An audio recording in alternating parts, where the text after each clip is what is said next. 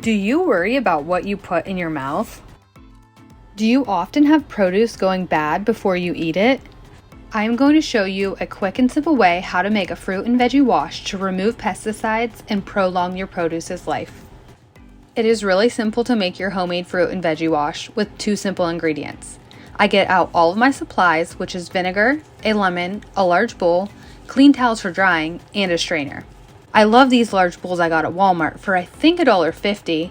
They have measurements on the inside that give me a guide because I typically eyeball measurements when I'm doing something like this versus measuring things out. I start by making the wash by filling the bowl with water. Then I'll cut a lemon in half, and honestly, when I've not had a lemon, I've just used the vinegar and water mixture and cleaned my produce that way as well. I use 4 parts water and 1 part distilled white vinegar with that squeeze of lemon juice. Both vinegar and lemon juice will naturally disinfect and kill some harmful bacteria and germs. The acid properties of both will also remove any wax that could have been sprayed on your produce. Pesticides are used to grow fruits and vegetables.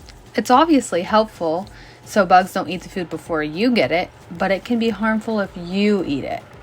Chemicals are also used to sanitize fruits and vegetables, which is considered to be safe, but really unappealing to me. After my mixture is made, I add all of my produce.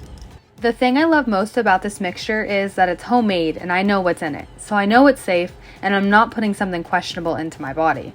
I mean, you wouldn't take a drink from a stranger or from someone at a bar after you've left your drink unattended. You'll notice I only put 2 potatoes in the wash. That is because you shouldn't wash your potatoes too early because it actually might trap moisture and create mold on your potatoes. It's best to store them in a dark place. Okay, not there. Your pantry probably would be a better option. After you get all of the produce in the bowl, let it soak for 10 to 30 minutes. I like to occasionally mix them around so the produce on top is also being soaked. While my produce soaks, I like to get the containers ready for them for when they're done. I do drain them and let them air dry, but it's inevitable that there's still going to be some water. So the basket that I put my counter produce in, I lay a clean dry towel in it. The containers I put my refrigerated produce in, I lay a paper towel down to absorb any moisture and extend its life.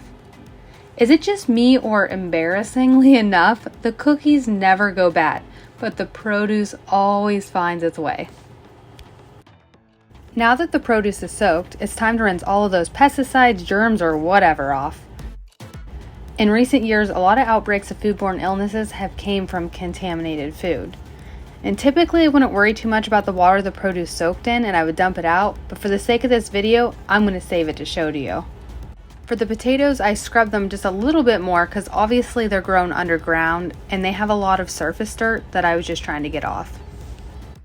I make it pretty simple and just let the produce dry on a microfiber cloth.